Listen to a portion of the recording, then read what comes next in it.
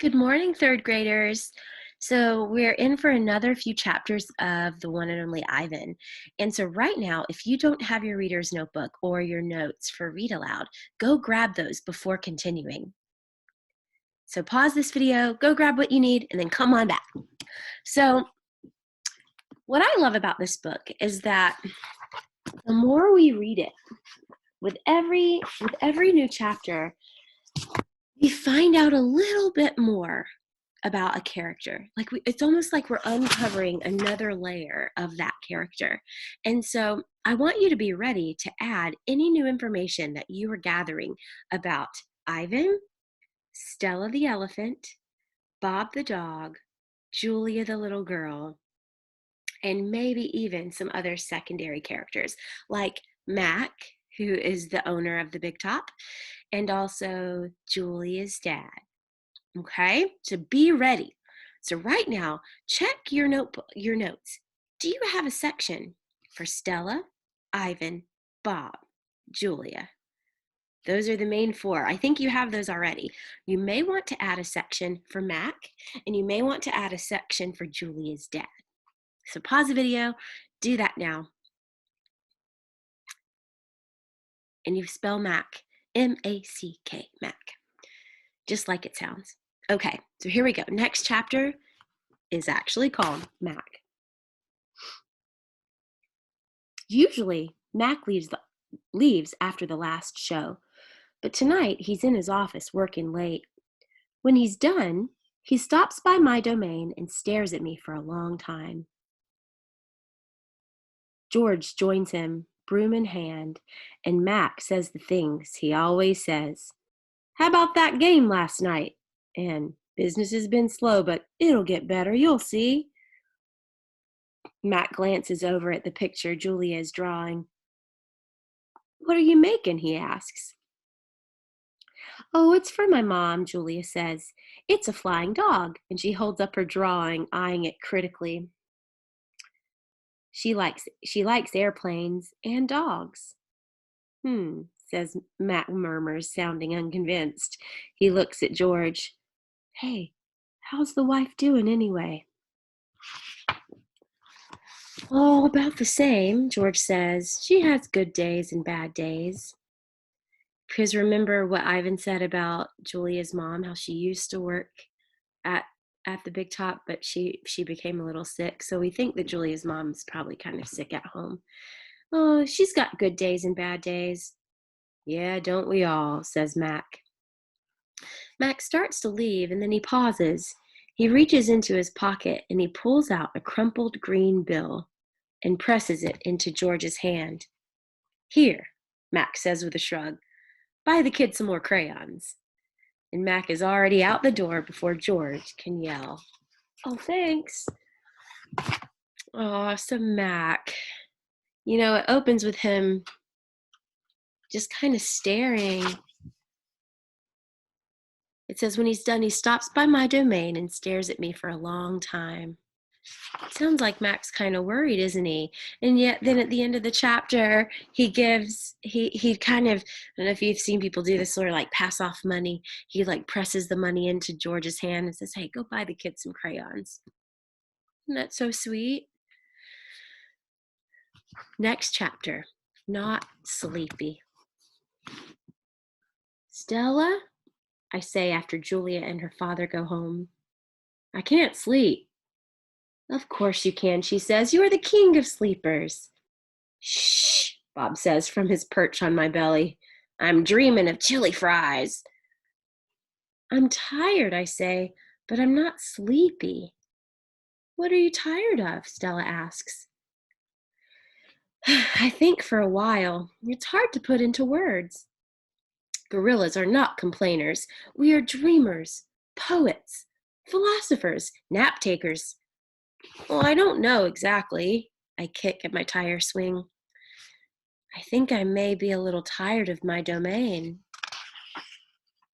That's because it's a cage, says Bob. Bob is not always tactful. Tactful is, it means that you say the truth, but you kind of say it in a way that, still gives people a good feeling. When you're not tactful, it means you tell the truth, but you're not really thinking about how it might make anyone feel. So Bob's kind of like that. He doesn't really. He just kind of says it how it is. That's because it's a cage, he says.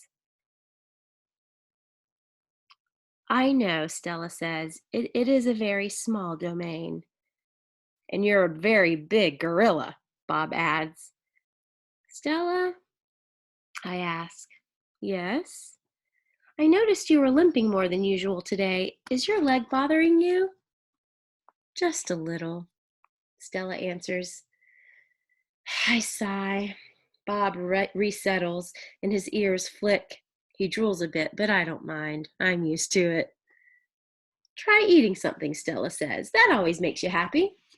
I eat an old brown carrot. It doesn't help, but I don't tell Stella. She needs to sleep. You could try remembering a good day, Stella suggests. That's what I do when I can't sleep. I remember a good day. I love that. We should remember that next time, shouldn't we? Stella remembers every moment since she was born. Every scent, every sunset, every slight, and every victory. Did you know that about gorillas? It is true. They have incredible memories. I know you can't, I know you, I, wait, you know I can't remember much, I say. There's a difference, Stella says gently, between can't remember and won't remember. That's good, isn't it? Think about that for a second. There's a difference, Stella says, between can't remember and won't remember. Do you think there are things that Ivan's choosing not to remember? We don't know that yet as a reader, but we can imagine. We know a little bit about his sister. We know he had a sister and now he doesn't have a sister. So maybe there are memories Ivan just doesn't want to remember. And Stella, being so wise, she probably knows that. That's true, I admit. Not remembering can be difficult, but I've had a lot of time to work on it. Oh, let me read that again. I don't think that's how he said it. That's true, I admit. Not remembering can be difficult, but I've had a lot of time to work on it. Memories are precious, Stella adds. They help tell us who we are. Try remembering all your keepers. You always liked Carl, the one with the harmonica. Carl. Yes, I remember how he gave me a coconut when I was still a juvenile. It took me all day to open it. I try to recall other keepers I've known, the humans who've cleaned my domain and prepared my food and sometimes kept me company. There was Juan, who poured Pepsis into my waiting mouth, and Katrina, who used to poke me with a broom when I was sleeping, and Ellen, who sang, "How much is that monkey in the window?" with a sad smile while she scrubbed my water bowl. And there was Gerald, who once brought me a box of fat, sweet strawberries. Gerald was my favorite keeper. I haven't had a real keeper in a long time. Mac says he doesn't have the money to pay for an ape babysitter. These days, George cleans my cage and Mac is the one who feeds me. When I think about all the people who have taken care of me, mostly it's Mac. It's Mac that I recall day in and day out, year after year after year. Mac, who bought me and raised me and says I'm no longer cute. As if a silverback could ever be cute. Moonlight falls on the frozen carousel, on the silent popcorn stand, on the stall of leather belts that smell like long-gone cows. The heavy work of Stella's breathing sounds like the wind in trees, and I wait for sleep to find me. So, why don't you pause here and add a little bit about what we've learned about Stella and Ivan. Listen to this quote. Memories are precious, Stella adds. They help tell us who we are. Isn't that beautiful? memories are precious. They help tell us who we are. Sometimes when we're reading, we might be reading a book about a gorilla and an elephant right now, but it can make me think about my own life. And I want it to let your mind go there too. What do you think when you hear memories are precious? They help tell us who we are. What memories tell who you are? Do you have any special memories that you think you'll carry with you, like Stella carries hers with her and even Ivan has some that he carries with him? What are those memories for you? I challenge you, after you've taken notes on the story, to turn the page and maybe write a memory or two that come to your mind when you hear that quote. Mhm. I was just thinking, I don't know if it's because of this book, but I was thinking when I was really little, my dad built a swing set for me in the backyard, and it had a tire swing on it, actually. Maybe just like Ivan's tire swing, I don't know. And I loved that thing. And I remember when my parents got divorced, I was still very young. And I remember my dad taking the swing set from one house to my new house where I lived. Even though he wasn't there, he wanted me to have the tire swing and the swing set. And all these years have passed, but I still remember he wanted me to have my swing set.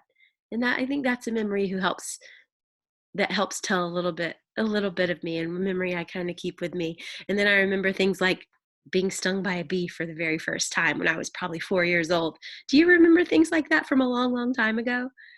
Memories are precious. They help tell us who we are. So I challenge you, think of some memories, jot them down in your notebook. They can be, you know, heartfelt, they can be silly, they can be adventurous, doesn't matter. They're just part of you.